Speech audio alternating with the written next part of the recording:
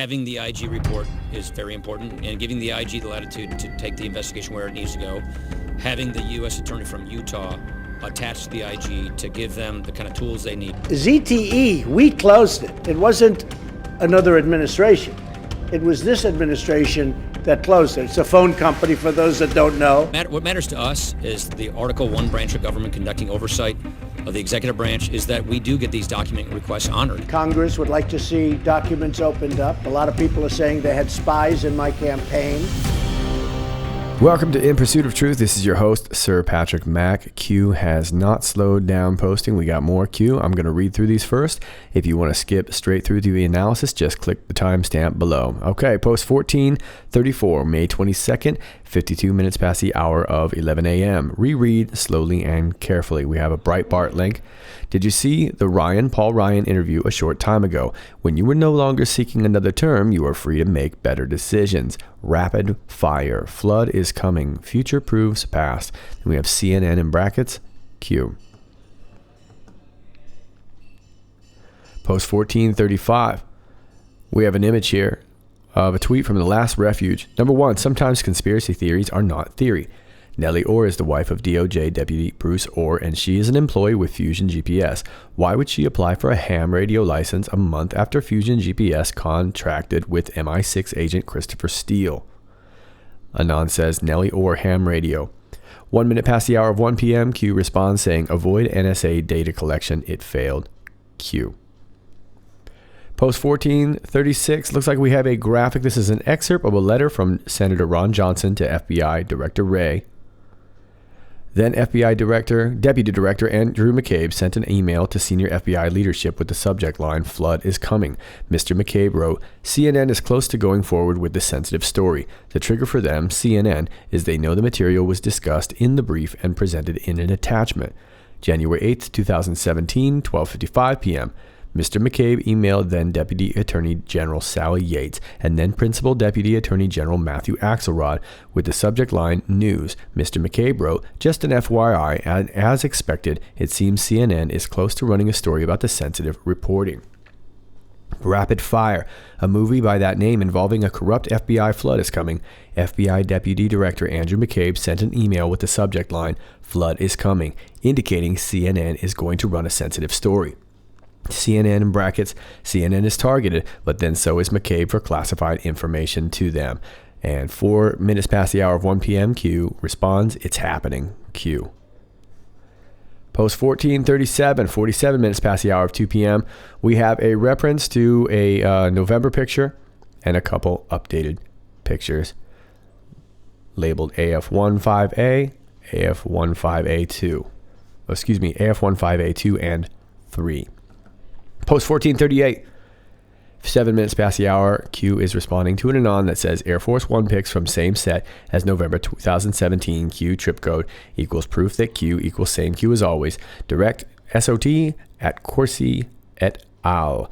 And Q responds, identification reconfirmed, V119 sequence, attacks anticipated, coordinated, why are they continuing internal? Attacks will intensify. And then we have S, internal, and all sides in brackets, Q. Post 1439, 29 minutes past the hour of 4 p.m., Q says, unity, not division. Last post was simply for identification reconfirming. Then we have another link. Who is missing from the scheduled meeting? RR in brackets. Who is Ed O'Callahan? Acting. Ed in brackets. D class. Payne. Enjoy the show. Q. Okay, let's take you back to the first post 1434. Q says, reread slowly and carefully, and then gives us this Breitbart link again from April 1st. And we have read this before. We're going to reread it slowly and carefully. Turley. Sessions using Utah. I'm just kidding. Utah federal prosecutor, much better for Trump than second special counsel. And let me just get to some of the important parts here, because we actually pointed this out back in April. I believe it was April 2nd, if you want to watch that video. This is when this came out. Sessions sent a letter to House Judiciary Committee Chairman Bob Goodlatte, House Oversight Committee Chairman Trey Gowdy, and Senate Judiciary Committee Chairman Chuck Grassley, informing them that Huber is conducting a full-fledged criminal investigation into all the matters Republicans are calling for a special counsel to investigate. Huber has been investigating these possible crimes for 5 months, since November 13, 2017. Okay, so think about that, folks. Huber was probably first being introduced to us through Q right around early April. Okay, but has been working on these crimes for 5 months. And this was April 1st. Okay, I believe Q posted this on April 2nd. During an interview on Lou Dobbs' Fox Business Network show, Turley explained to guest host Stuart Varney that the media are wrongly reporting that Sessions will not appoint a second special counsel. He did not foreclose the possibility of a special counsel, he insisted. Instead, Turley explained that Sessions has ordered Huber to team up with the Inspector General within the Justice Department to investigate these matters. Sessions informed Congress in his letter that all the matters recommended for investigation by Goodlatte, Gowdy, and Grassley are all fully within the scope of Huber's existing mandate. He also informed the chairman that Inspector General Michael Horowitz, who is working with Huber, has a staff of 470 investigators, giving Huber access to enormous investigative power that far exceeds the staff of any special counsel. That point is critical because, as Sessions' March 29th letter explains, the Investigator General's jurisdiction to conduct civil and criminal investigations include actions taken by former employees after they have left government service. Then Huber can act on any of those matters. As a U.S. attorney, Huber has full authority to impanel a grand jury and to file criminal charges. A grand jury can be impaneled anywhere, which means that it could be a group of citizens from deep red Utah in the heart of Trump country instead of the D.C. swamp that decides whether to hand down indictments for felony prosecution. The Inspector General's jurisdiction extends not only to allegations of legal violations, but also to allegations that department employees violated established practices as well, Sessions added in his letter, which means that the IG's report can hold people accountable even for actions that do not violate a specific statute. I think Sessions did the right thing here, said Turley. I think the president should listen to General Sessions on this one. General Sessions can always appoint a special counsel, Turley explained, but that should not even be necessary because Huber has the ability to prosecute cases. Do these prosecutors have the same power to investigate and get to the bottom of things that a special counsel would have? Varney asked. Actually, yes, Turley answered. I think people are missing what could be a brilliant move here by Sessions. What he did here is essentially combine the powers of the Inspector General with the powers of a line prosecutor. This prosecutor does not have just the experience and training to look for a criminal case. He has the ability to move a case of that kind in court, Turley emphasized. Not only that, but if Sessions believes crimes were committed, but Huber for some reason does not bring charges, Sessions has reserved the right to go ahead and appoint a special counsel, said Turley. That's a powerful combination, he observed. When Varney asked if Huber and Horowitz's status as Obama holdovers creates a possible problem for Sessions and President Trump, Turley said no, observing that each man has a great reputation as a dogged investigator. Breitbart News has separately confirmed that Utah Senators Orrin Hatch and Mike Lee, both of whom are Republicans who support aggressive investigations of these scandals, enthusiastically supported Huber to be reappointed by President Trump as his U.S. attorney in Utah. The Senate confirmed Huber in 2017 for a second term. Huber is a Utah lawyer, not a D.C. lawyer. That distance between him and Washington is very important, Turley explained, because Huber is not part of the deep state. That is, not cozy buddies with the cocktail party scene that is suspected of perpetrating all of these actions against President Trump and his administration. Turley said President Trump should be very happy that Sessions chose this route of appointing Huber, who has the power to seek indictments and prosecute cases, and teamed up with Horowitz, who has 470 investigators at his disposal if the president wants to see swift and decisive action. If a special counsel were appointed, there would be a great deal of delay, Turley stated, versus the team of Huber and Horowitz, who are already 5 months into this investigation. Well, the end line says it all, doesn't it? A special counsel. If you do a special counsel, you got to kind of start all over, and it's going to be the same runaround. It's going to be redactions. It's going to be the same game all over again. But we've got Huber and Horowitz who are already 5 months deep into this, and this was by April. they're already ready for a lot of stuff. We've already had a lot of indictments unsealed. We've had already a lot of prosecutions, maybe not names that we knew, and we've had some that we've known, but there's been a lot going on. And this has been able to go on while Jeff Sessions has sort of taken the brunt of this by being the idiot, by doing nothing. And you can still argue that, I suppose, but that's the narrative, right? So, Huber's our guy. Utah guy, not a DC guy, can take it to Utah if he wants to, can prosecute, and if all else fails, Sessions still has the power to be able to call a second special counsel, which is probably not likely, but it's always there if we need. Now Q says, did you see the Ryan, meaning Paul Ryan, interview a short time ago? Yeah, Ryan, changed man, seems to have a little pep in his step. I don't know. What's the matter, Ryan? Why don't you tell me what matters to you? What matters to us is the Article 1 branch of government conducting oversight of the executive branch is that we do get these document requests honored. Look, FISA abuse is a serious issue. We, the people, the Congress, have given the executive branch a lot of power in this very important law. And it's really important that we conduct the proper oversight of the executive branch to make sure that power is not or has not or will not be abused. That's ultimately at the big picture what's going on here. And so I think it's important that we just let the truth come out on all these things. Yeah. Is it appropriate for some of your members to ask for the identity of an FBI informant to be revealed? Doesn't that put them at risk? First of all, that was a classified request. And I do believe, look, knowing this issue, the FISA requests are legitimate oversight requests. So it is wholly appropriate for the document requests that our committees of jurisdiction have made because it has been within the entire scope of the investigation from the get-go. Frankly, I was a little surprised we didn't get this stuff earlier. Us too, Paul Ryan, us too. We've been wondering why it's been taking so long. Well, looks like Paul Ryan is part of the crew now calling for all this information to just go ahead and come out. And Ryan seems to have a lot of peace with this. And Q says, when you are no longer seeking another term, you are free to make better decisions.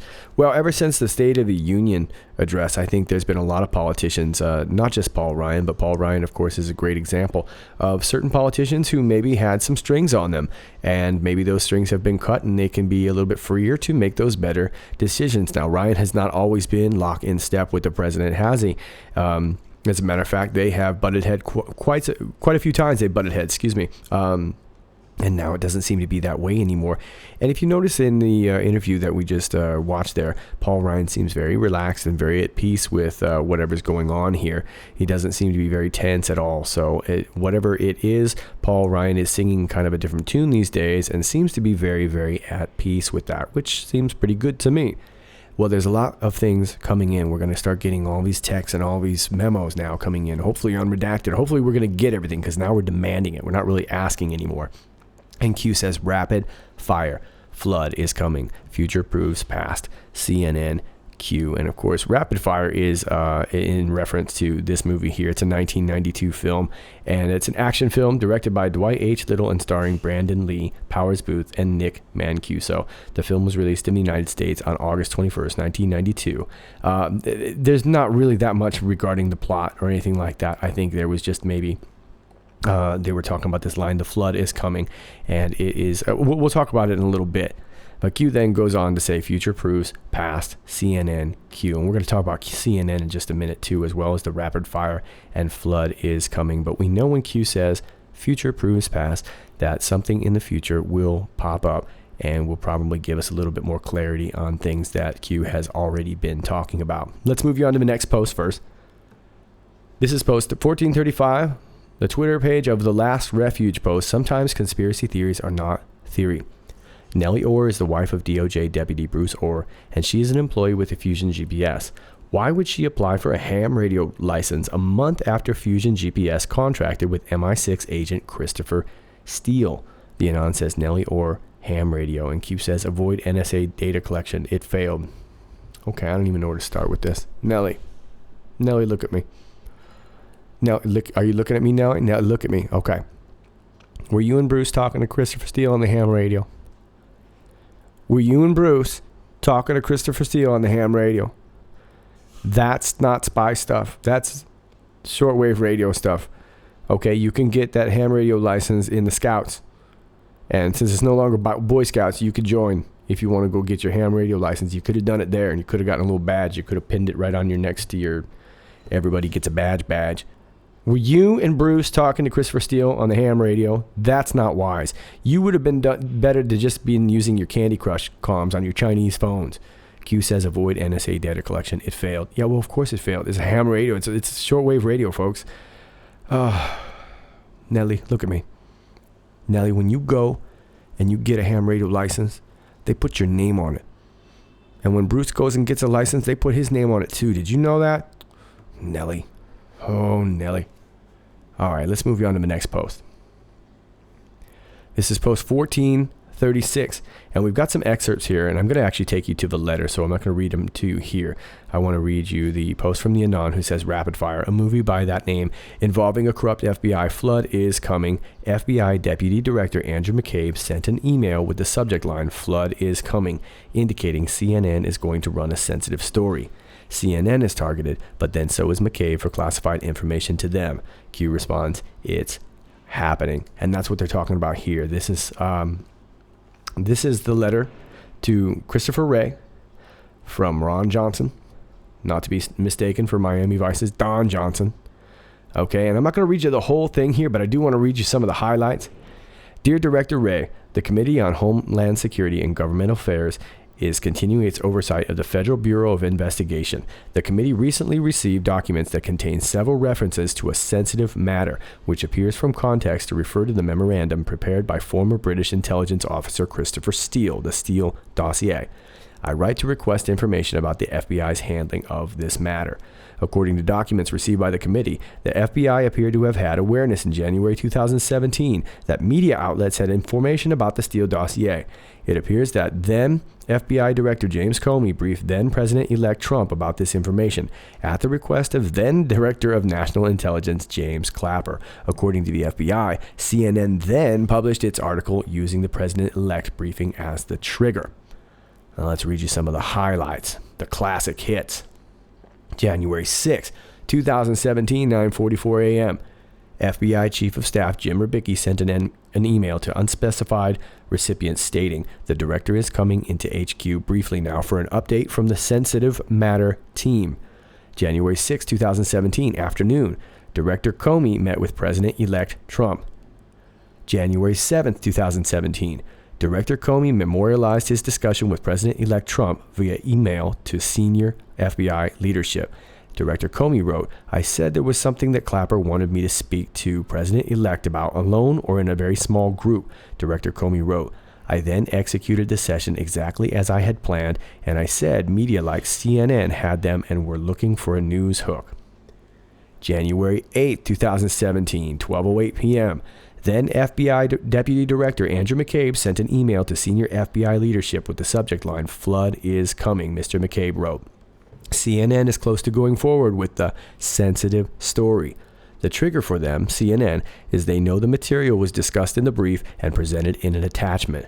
January 8, 2017, 12:55 p.m., Mr. McCabe emailed then Deputy Attorney General Sally Yates and then Principal Deputy Attorney General Matthew Axelrod with the subject line, News.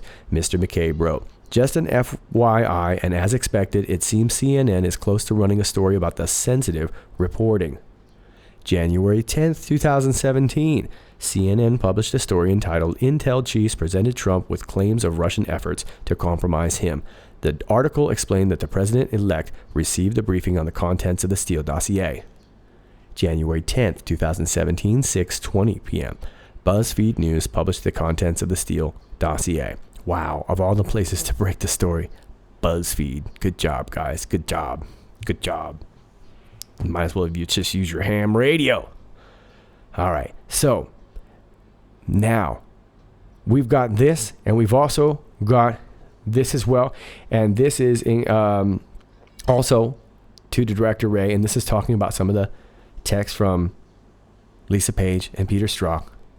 And if you don't mind, I'm not going to read all these to you, but I am going to leave these for you. These are some of the conversations that they had, and it looks like now all this stuff is going to start coming out, and it's going to be pretty juicy stuff. Q says it's happening, and it is happening. We're seeing it all over the place, and as people are getting kind of more stressed out and freaking out about Q, we are just piling up some wins. Post 1437, we've got a picture, and again, just like what we saw the other day, it's a comparison in a picture set to a picture that was posted back in November 9th. And as you can see, it's just part of the set. The one back there was a F1.5A. This was a F1.5A2. Looks like it's the matching picture. You have the PNG here, and this looks like a JPEG of it. So it looks like it's the same picture. And then we have this one as well too. And look, it's just another proof of Q. It seems like Q is having to do more and more of that these days. And honestly, I want you guys to really understand that I love to cover lots of topics. I cover Q because it's compelling and because I find it relevant. But I'm not going to spend every other video proving Q to you. Okay, so if that's what you're looking for on this channel, you're going to have to probably look somewhere else. All right, let's move on. Post 1438. And this is in response to Anon that clearly says what we just said. Air Force One pics from same set as November 2017 Q trip code equals proof that Q equals same Q as always. And I'm assuming that's direct shot at Corsi et al. And so basically he's saying it's a direct shot at Corsi and their crew or whatnot. And then again, it's just another proof of Q, okay? And that it's the same Q as it's always been. This was back in November when nobody was really questioning Q, and these are the same current photo set. And it looks very clearly to be the same photo set. I guess you could argue that it's not. I guess it depends on how much you want to argue, right? Q says, identity reconfirmed. I'm assuming that means version 11.9, and I'm assuming that means the November 9th. Sequence, attacks anticipated. Yeah, I would have guessed that's what some of these photo pictures are. And again, we just talked about Q saying future proofs past. Q likes to do this. Sets us up with something, we have no idea what it is, and then months later we figure out, that's what it is. And it looks like they had a lot of pictures that were in sequence that they can kind of provide for those proofs for those people who need it. I don't really think a lot of us need it, but as the attacks are growing, I guess a lot of people will feel that way. And Q addresses that, saying attacks anticipated, coordinated. Why are they continuing? Internal attacks will intensify all sides. Well, they are intensifying, right? We're getting more and more people saying Q's comped and this and that, and I read this video and I saw this and this and that. Folks, I'm not going to do that. Okay? I'm not going to do that. I don't need to prove Q to you. I read this stuff and you decide for yourself. But I think there's a point where you have to ask yourself, what am I doing to help this movement?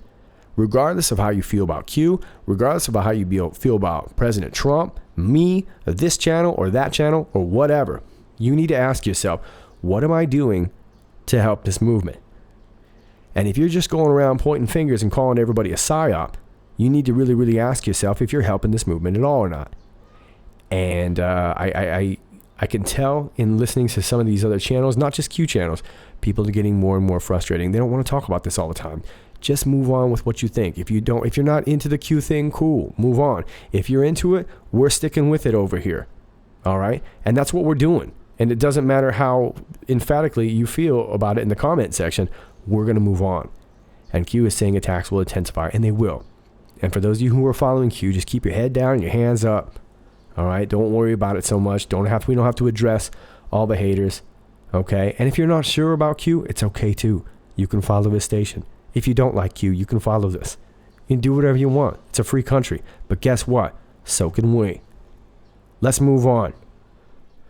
Post 1439, Q is asking for unity, not division. Doesn't seem like too much to ask for. Last post was simply for identification reconfirming. And then we have this Fox News link to this. This is from May 22nd. FBI, DOJ to brief lawmakers on handling of Russia probe on Thursday. The FBI and Department of Justice will brief lawmakers Thursday on classified materials that they have requested relating to the FBI's actions during the 2016 campaign, the White House announced Tuesday. The announcement followed revelations that an FBI informant had contacts with members of the Trump campaign. White House Press Secretary Sarah Sanders told reporters that the meeting set up by Chief of Staff John Kelly would take place on Thursday. Trump met Monday with Deputy Attorney General Rod Rosenstein and FBI Director Christopher Wray to discuss the expansion of the DOJ Inspector General's investigation to include irregularities with the FBI or DOJ's tactics concerning the Trump campaign, Sanders said Monday. The Thursday meeting will include FBI Director Wray, along with House Intelligence Committee Chairman Devin Nunes, House Oversight Committee Chairman Trey Gowdy, Director of Intelligence Dan Coates, and Principal Associate Deputy Attorney General Ed O'Callahan. Although Kelly is setting up the meeting, he is not attending. Sanders did not say what documents they would be viewing. Earlier Tuesday, President Trump expressed anger at revelations that an FBI informant was in touch with 3 Trump aides, Sam Clovis, Carter Page, and Foreign Policy Advisor George Papadopoulos during the campaign. If they had spies in my campaign for political purposes, that would be unprecedented, President Trump said during an Oval Office meeting with South Korean President Moon Jae-in Tuesday, calling it a disgrace. On Sunday, Trump demanded an investigation following initial reports about the informant, leading the DOJ to direct Inspector General Michael Horowitz to investigate whether agents surveilled the campaign for political purposes, and if they were instructed to do so by the Obama administration. On Monday, Trump campaign advisor Michael Caputo told Fox News there might be at least 2 informants and said that he was also approached. Let me tell you something that I know for a fact, Caputo said in the Ingraham angle. This informant, this person that they tried to plant into the campaign, he's not the only person who came to the campaign. And the FBI is not the only Obama agency who came at the campaign. Wow. Caputo added, I know because they came at me, and I'm looking for clearance from my attorney to reveal this to the public. This is just the beginning. So it sounds like we're just getting a snowball of information coming now. And Q is asking who's missing from the scheduled meeting. Well, General Kelly scheduled a meeting, but he's not going to be there.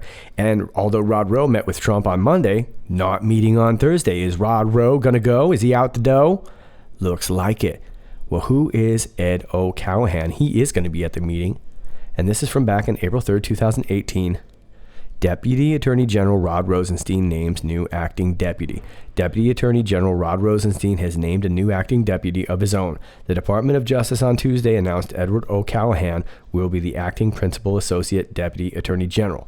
O'Callahan will replace Robert Hur, who is taking Rosenstein's old job as the U.S. Attorney in the District of Maryland. O'Callahan's new position is key, as it will involve oversight of the FBI's probe of Russian election meddling and any ties to the Trump campaign.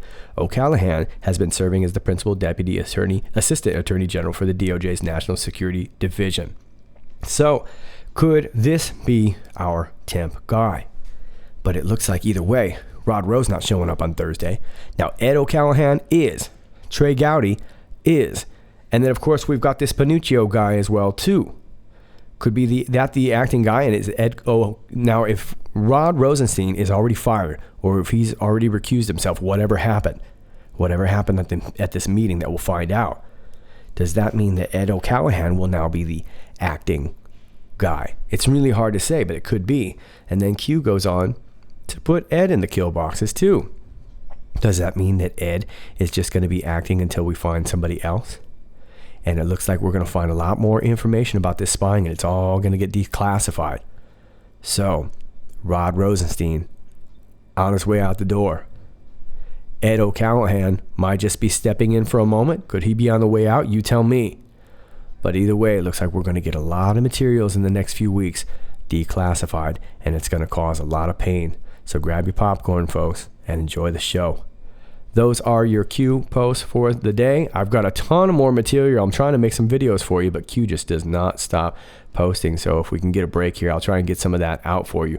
But that is the best I've got for you today. As always, if you like this video, please click like, share, and subscribe. It really helps me out a lot. Keep that message going out. And keep in mind, folks, don't fight with each other. Don't point fingers at each other. We are all on the same team. And as always, with In Pursuit of Truth, this is Sir Patrick Mack. Stay compassionate.